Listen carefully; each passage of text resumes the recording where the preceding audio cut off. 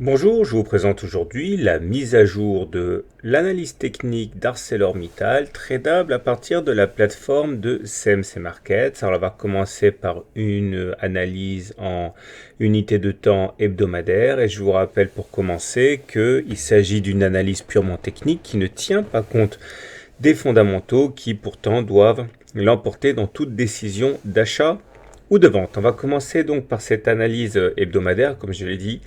Et là, pas de doute, hein, on est toujours en tendance baissière, que ce soit au regard de la théorie de Dow ou de la théorie de Weinstein, puisque pour la théorie de Dow, on voit que les pics sont désespérément descendants, au même titre que les creux qui sont descendants aussi, et ça, c'est symptomatique d'une tendance baissière, et c'est confirmé par la moyenne mobile à 30 semaines qui est décroissante, et puisque nous sommes en dessous d'une moyenne mobile à 30 semaines qui descend, on est toujours en tendance baissière au regard de la théorie de Weinstein aussi. Vous l'aurez compris, hein, pour espérer inverser la tendance, il faudrait se retrouver au-dessus de la tendance de la moyenne mobile à 30 semaines haussière, comme ça a été le cas ici, ou alors avec des pics et des creux ascendants. Pour l'instant, nous n'y sommes pas.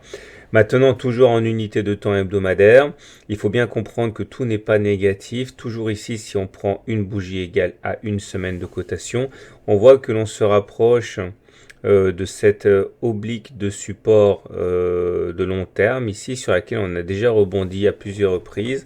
Ça veut dire que peut-être bien qu'on pourrait avoir un répit au contact de cette oblique de support de moyen terme, d'autant que nous sommes en train de dessiner une figure d'élargissement descendante géante ici, qui a commencé en 2014.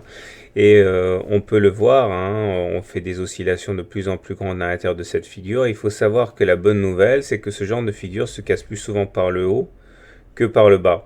Donc si on a de la chance, non seulement on devrait rebondir ici sur l'oblique verte et pourquoi pas repartir vers le haut et carrément casser la figure d'élargissement descendante par le haut. Bon, ça c'est pas pour demain puisque chaque bougie correspond à une semaine de cotation, mais voilà ce que nous dit l'analyse purement chartiste.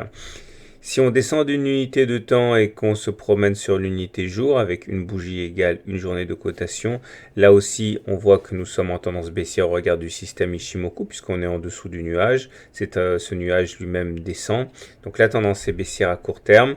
Et si on regarde enfin la Kijun et la Tenkan, on voit qu'il y a encore du travail à faire avant d'inverser la tendance. Regardez comme la Tenkan ici a stoppé les assauts haussiers. C'était ici fin août, donc il faudrait passer au-dessus de la Tenkan pour ensuite s'ouvrir éventuellement la Kijun, et ce n'est que lorsque l'on passerait au-dessus du nuage Ishimoku que l'on basculerait en tendance haussière au regard de ce système, un petit peu à la manière de ce qui s'est passé ici, vous voyez, où on est passé au-dessus du nuage et on est monté, mais pour l'instant il faut encore se débarrasser de la Tenkan aux alentours de 6,1-6,2 euros. Alors, pour terminer sur une note un peu plus optimiste, toujours sur l'unité jour, on voit que historiquement, la valeur a bien réagi à l'analyse purement graphique, puisque là, on évolue à l'intérieur d'une figure d'élargissement ascendante et pas descendante comme on l'a vu précédemment ici. Là, c'est descendant, là, c'est ascendant. Et on le sait, ces cassures se font généralement par le bas plutôt que par le haut lorsque la figure est ascendante. La cassure a eu lieu là, il y a eu une dégringolade. Et puis depuis, on a été capé par cette résistance oblique de moyen terme qu'il faudrait bien sûr casser pour invalider les effets.